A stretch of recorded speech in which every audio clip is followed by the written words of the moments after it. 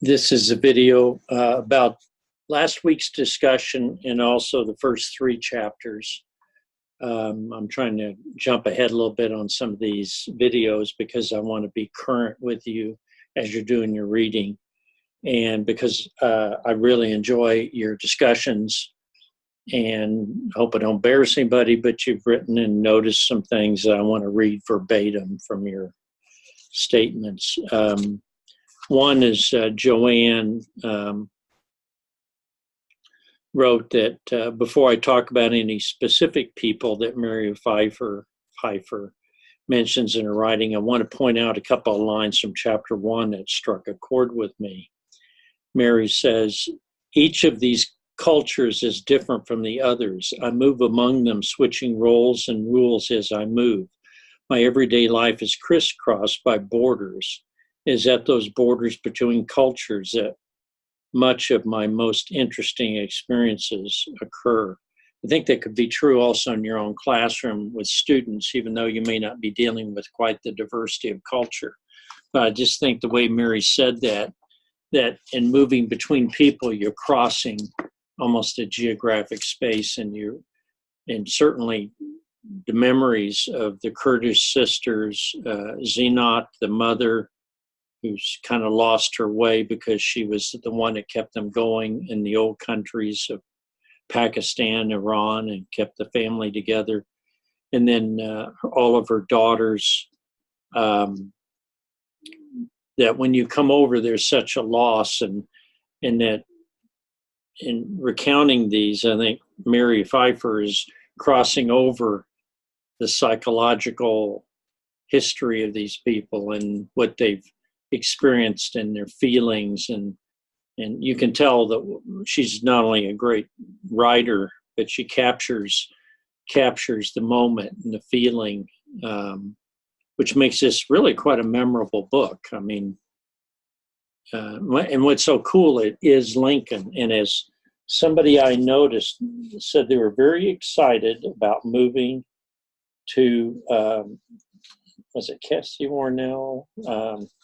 Somebody said they were very excited about moving to, oh yeah, it was Cassie Warnell. You had mentioned how excited you were about moving to Lincoln. And also Kimberly mentioned that she taught us at Southeast Community College, and that probably Shireen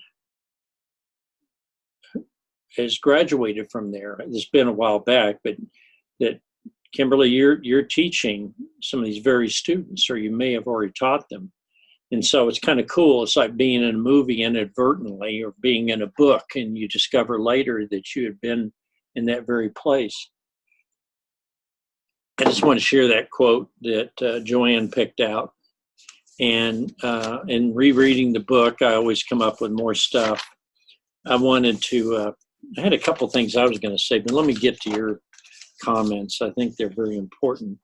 I'm going to skip, I'll go back to my comments later. I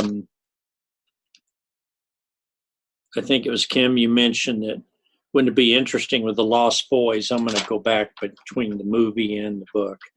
But wouldn't it be interesting to teach a class where you didn't have electricity and students had to do coursework probably without having the electricity turned on? Be kind of interesting, help them understand. I really like the Lost Boys because when they go in and they press a button, power comes on, magical things happen, I mean, what is electricity?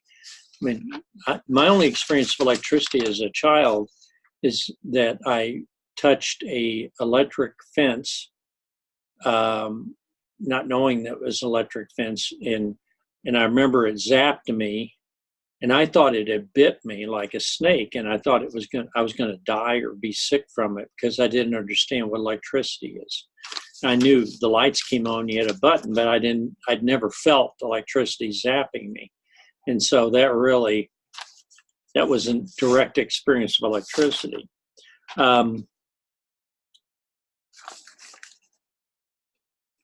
Okay, some of the comments, I liked, Grace, you mentioned that family is the key. and certainly teaching in Lexington, I noticed that one of the things that I'm going to mention in a minute is that Mary Pipher talks about the government has learned it's important to move people where there are other people like them so they can recreate some of the fabric and have stability for the immigrants. So you don't take, if people are from Bosnia, they need to go somewhere where there are other Bosnians, or if they're from China, it's useful to go someplace where there are other Chinese. Remember the early history of the United States, we had these, what they call ghettos. It wasn't a positive term, but they had locations in Chicago, New York, Los Angeles, where people of the same ethnic group would move. So you'd have a Chinatown in different places, or you'd have Polish areas. I remember years ago during the Falkland Wars between Argentina and Britain. It's not important, you can look it up. But there was actually a section of New York City where it was Little Argentina.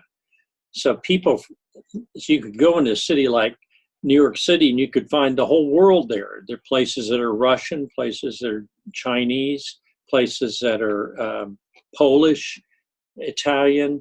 You could go on and on and on. Even small little groups, they would still find a way to be around themselves. That's an important lesson to remember when you're in small communities. And Cassie, you mentioned also that you wondered who could be the Mary Pipher for the Sudanese or in any of your communities. And I don't lightly say you go out and you can do all these things. We don't all have the talent or the inspiration to be that special person, but there are people that do have that talent. And so the goal is to help find, and maybe you have students that are very good working with other cultures. Just as you have students that have an affinity for working with individuals that are either very gifted or they have disabilities or they have, maybe they suffer from depression. There are people that are good to work with, that are good at working with, they just don't know it yet. Something that I think Taylor Russ mentioned, I wrote this down after I read it, is I was thinking about, the older generation suffers terribly. And if we could all go back and meet our first generation that moved to the United States, particularly in the time zone was materially much more difficult and dangerous, getting on sailing ships and whatever, that the older generation suffered tremendously. They did this because of their love for their descendants, that they wanted to come here. And it's hard, it's not like we can go back and thank our great-great-grandparents. We don't know who they are now. Mine are lost in the time of 200 years. But if I could go back and say that I'm glad you left Ireland and you moved to Virginia, and then Tracy's came from Ireland to Virginia, that's what we think happened. But whoever they were, people died along the way. People got over here, they were cheated, they were treated badly. You never move as an immigrant and end up on the top of the society's pillars unless you're a rich person moving. And that's pretty rare. So that's something I always think about, Be interesting to write a letter to your ancestor if you could find out who it was and say, thank you. Now, I think, Annika, you moved, so you could actually be that person. I don't know if your kids would say, thank you for moving to Colorado, but,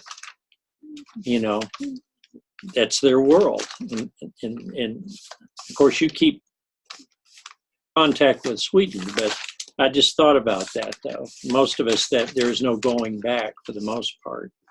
And the people that come down, they're separated at the border from their children. I don't want to go into that. I'll get upset. Right now, I want to stay focused. Now, how do we share these stories? And Micah, I hope I'm saying that right, the double A, I keep wanting to say Micah, is how do we teach about the difficulties of the movement?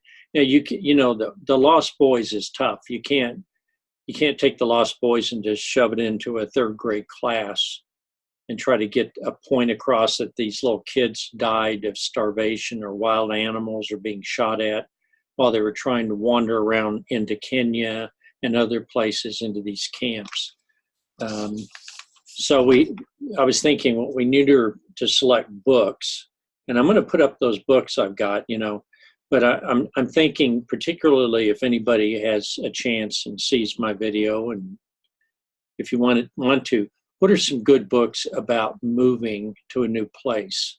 I've got some here. I'm not going to dig them out. It'll take too long on this video, but I've got some on migrant workers and something like, it's about a little boy that says something like Carlos moves to a new place or something. It tells the story of his movement.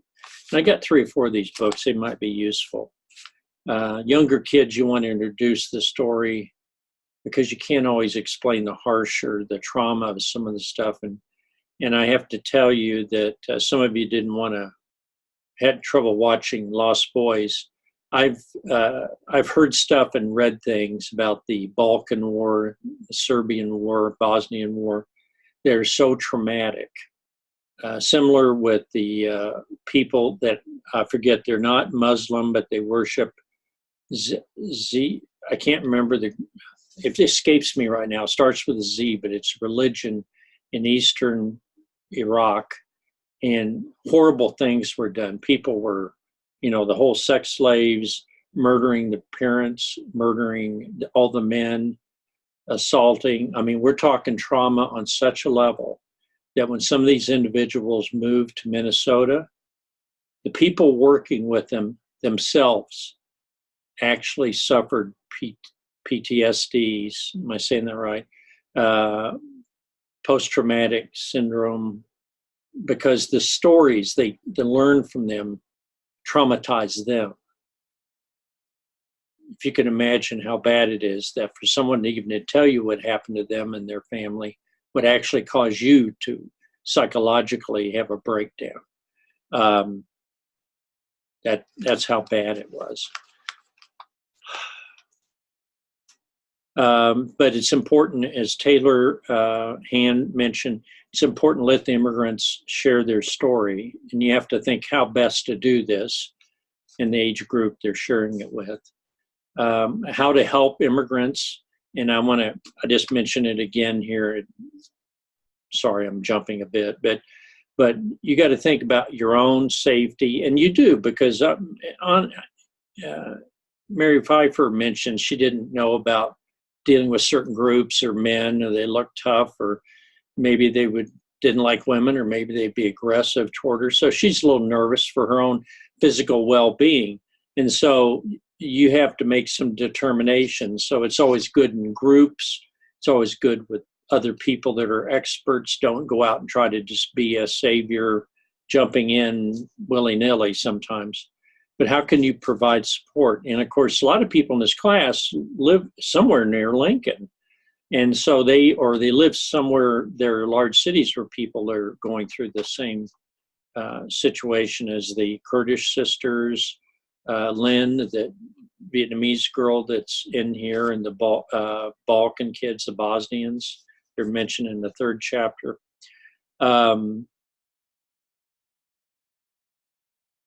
And Annika mentions how this experience can be so enriching that Mary Pipher was changed by the Kurdish sisters. And you can tell she not only wrote the book, but she changed. This is a book about relevant change in someone who was already very articulate and was counselor and stuff like that, but they learned so much more by the experiences in this book. And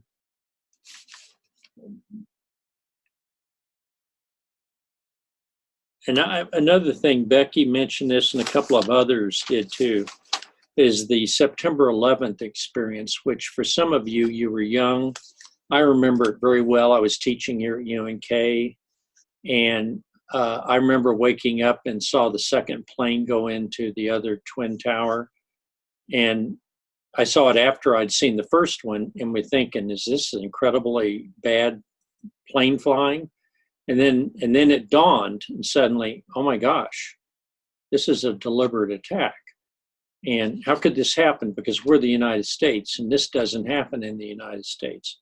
And then later, all the other emotions. And I remember people just coming up with wild stories accusing individuals that were Arabic looking or Middle Eastern looking, plotting or planning, or they were seeing them everywhere.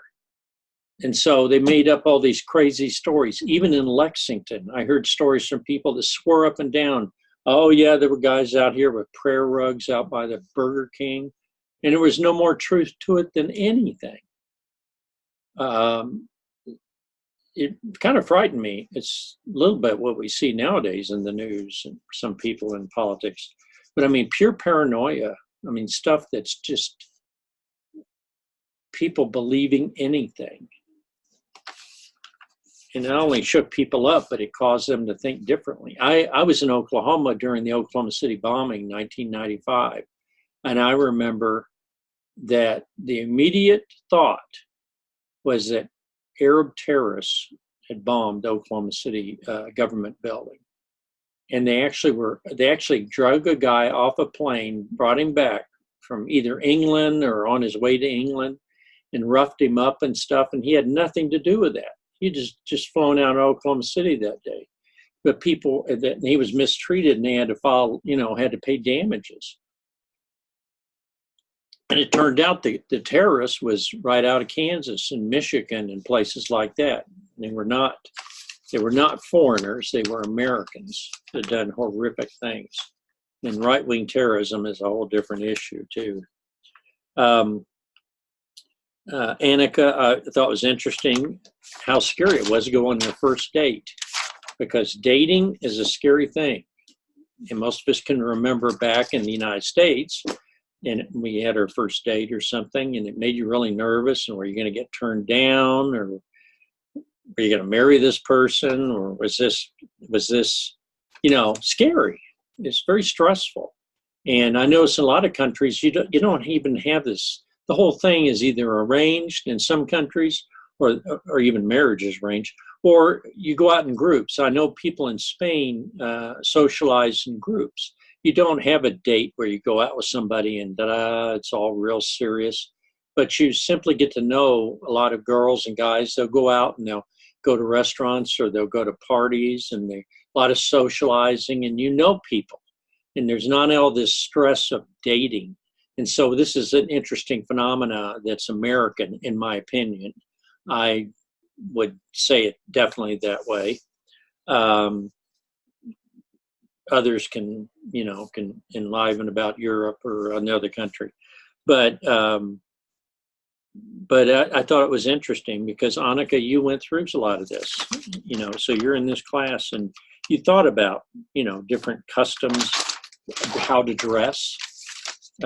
Think of it as on the Curtis sisters. I mean, they're trying to figure out, I know Mary was always saying, now don't dance that way in public, or don't wear those clothes in public, because you've kind of gone over the line. There's all these little borders, all these little lines, and you can go over the line. And you have to be careful, especially if you're an outsider and you don't know what the rules are. Okay? And when you are in another country, you can easily mess up on stuff. Some other quotes. Andy had a really good one here.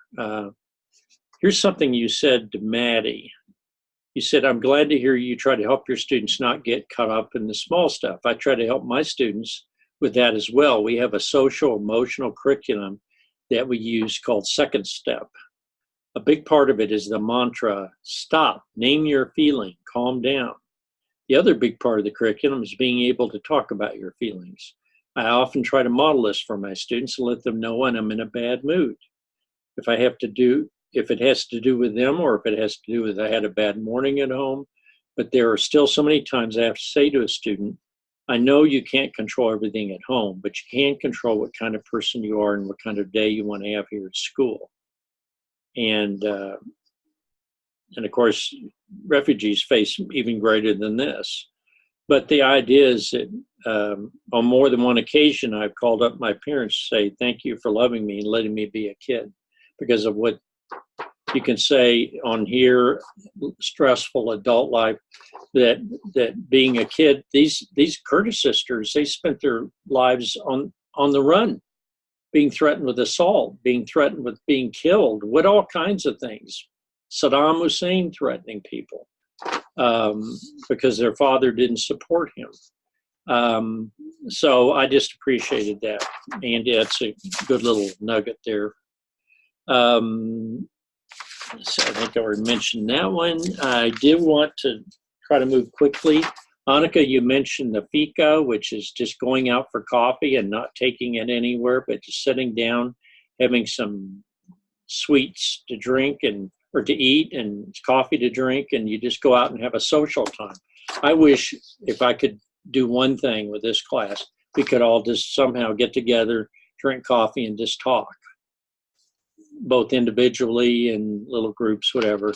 It'd be so much fun. That's one part I really mentioned about. I really miss about not having in-person classes, because some of the best students I've ever had are online. You all are among them. And it's really kind of, I don't know. You know, you can do a lot online, but sometimes drinking coffee is a little different. Although I do have my coffee here, and I do drink coffee every day. There's a quote here. Oh, this is Annika again. I'm sorry to pick on you. How important it is, you just mentioned how important it is to teach about the life of the lost boys. And I think I already mentioned that before. Let me see if there's anything else. Oh yeah, I do want to mention, I thought it was interesting. It mentions in here the word wretched is from the word in English, probably from Old English, but it could be from Anglo-Saxon or French. Wretched means no kin nearby. So you're a wretched person if you have no relatives nearby. I didn't know that. I love language and learning about origins of words. Something that I noticed in here that's very important, didn't say much about third chapter. Lynn, the Vietnamese girl that goes to the community college where Kimberly teaches, or did, something that she mentioned about her, and a lot of pressure on her, not because it's often assumed Asian families put a lot of pressure on their kids to be academically successful. And that seems to be true, but it's true in other situations. You don't want to stereotype it. But Lynn was expected to be academically successful, maybe go to medical school. And she mentioned something very interesting that you may not have noticed. She was not fluent in Vietnamese nor in English. There is such a thing, and a friend of mine years ago did her doctorate and talked about this in part of it, that we had kids in Lexington that spoke Spanish at home, spoke English at school, but weren't really fluent in either language. And I'm a firm believer you have to have a first language. Or you can be first in two languages. You can be bilingually a first language if you're really fluent in two languages. But you must have one language to express your feelings fluently. And if you feel uncomfortable and don't really have control of either language, that is a weird place to be. I think it's very stressful, because you want to at least be articulate about what's in you and be able to somehow explain that. So I just wanted to bring that up. And there's a part in here on page 69,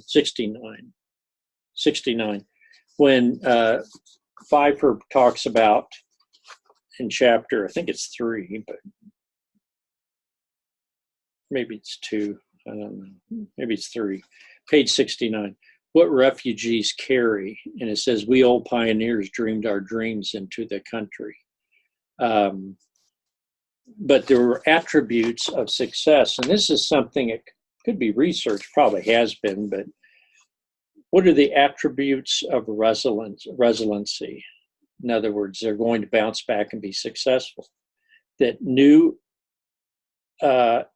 immigrants have to have a future orientation. They have to believe in the hope in the future.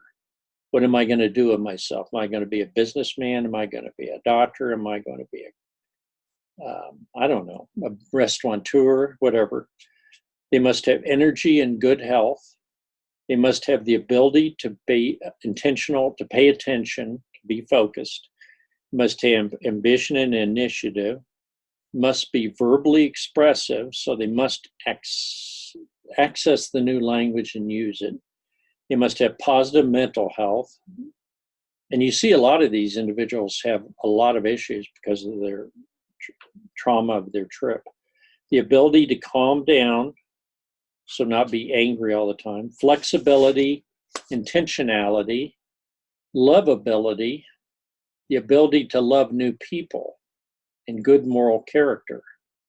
And she talks about this in 69, 70, 71, and then talks about time, talks about language, and acculturation. And I just bring this is right before she talks about the Bosnians. It's kind of a little area in the book, but this is almost gospel to me. This stuff points out the attributes you look at, and she makes a statement, I assume not only based on her own observation, but research, that within 2 generations, those immigrants have to be successful or they'll slip into a kind of a permanent lower spot in society. We talk about generational poverty. Well, maybe this could be generational not fitting in.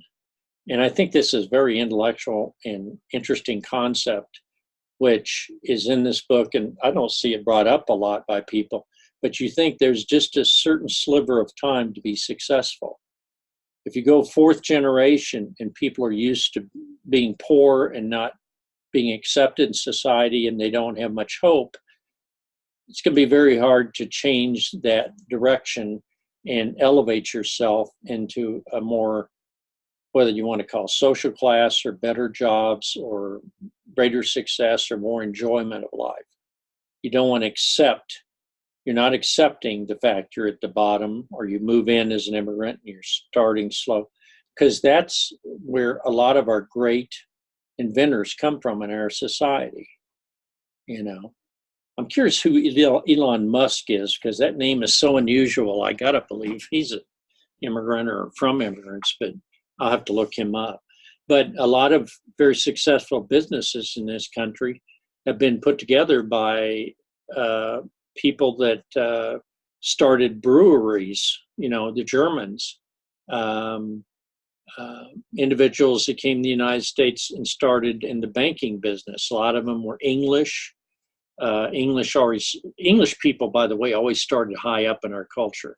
When you came over here and you were an Englishman, there wasn't some kind of quota saying, "I'm sorry, we can't accept any more upper class or businessmen from England anymore." They did not get sent back off the boat, and they were treated differently. And they almost always came over with money. So that's how our railroads, the money to build our railroads came from Victorian England. We didn't suddenly just come up with money to put in massive ironworks. We didn't have iron. We had to have people come in and build iron, steel, furnaces so we could produce iron and coal and all the stuff that goes together. That technology came from England, and the investment came from England. Now, obviously, Americans came too, but a lot of major financiers and a lot of that money came from Europe, and a lot of it from England. Just a little aside, but that means that I think I'm going to stop now because I think I've covered everything. I don't want to meander. But I'm glad you're enjoying the book. I think it's a very useful book. It's a book that you can read, and every time you come up with something different. Now, remember, these are not undocumented people in here. These are refugees. We're not getting as many refugees now. The pipeline's been cut down a lot, and our country's gotten pretty cold toward people. I hope that changes soon, and I hope you enjoy. And I'm going to be talking more about the next chapter, but I probably won't do it until after you've read chapters 4, 5, and 6. We're going to go through this book over a month, over 4 weeks, because I want to really linger in it a while. And I've sent you a few videos and stuff this week. So as you go into the next chapter and you're reading about the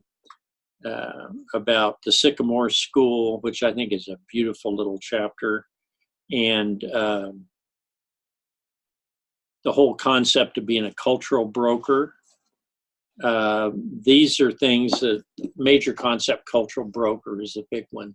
And that's what Mary is. And then you'll read more about it. So I'm going to shut up now and thank you.